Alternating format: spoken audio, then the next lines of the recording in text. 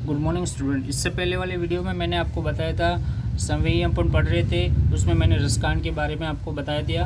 अब इनके अपन जो संवेदी दी हुए उनको डिटेल में पढ़ते हैं। सबसे पहला है कि मानुस हो तो वही रसकान, बसो मिली गोकुल गाँव के ग्वारन, जो पशु हो तो कहाँ बस मेरो, चरो नित नंद की धेनु मंजारण, पान हो वही गिरी को जो दरियो कर चत्र पुरंदर कारण, जो खग हो तो बसेरो करो, मिली कालिंदी कुल कदम की डारन।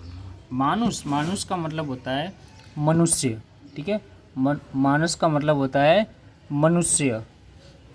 कि मानुस हो तो वही रसकान, बसो मिली गोकुल गाँव के द्वारा, ठीक है। कवि रसकान ब्रज भूमि से अभिभूत होकर के या ब्रज भूमि से परिचित होकर कहते हैं कि हे प्रभु, अगर मुझे अगले जन्म में श्री कृष्ण की भूमि ब्रज में जन्म लेने की मैं कामना करता हूँ या मुझे कामना करते हो, और साथ में भी कहते हैं कि यदि उन्हें मनुष्य योनि में जन्म मिलने का सौभाग्य मिला है या मनुष्य योनि में उनको जन्म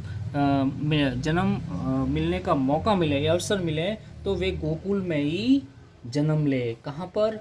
जहाँ ग्वालों के साथ मिलकर भगवान कृष्ण क्या करते थे? निवास करते थे, ठीक है।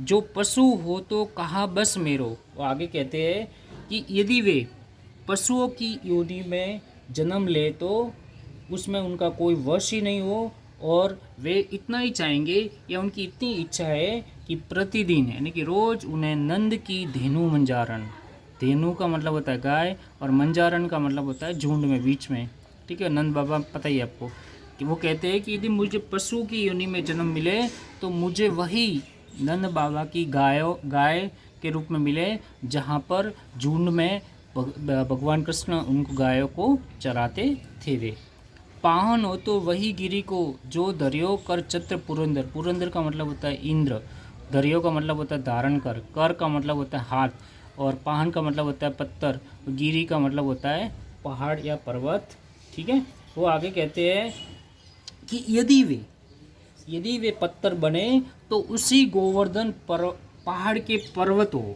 उसी गोवर्धन पहाड़ के पत्थर हो, जिसे भगवान कृष्ण ने इंद्र के प्रकोप से बचाने के लिए हाथ से छत्र की तरह उनको धारण कर लिया था, मतलब अपनी उंगली पर उस पहाड़ को धारण कर लिया था, ठीक है।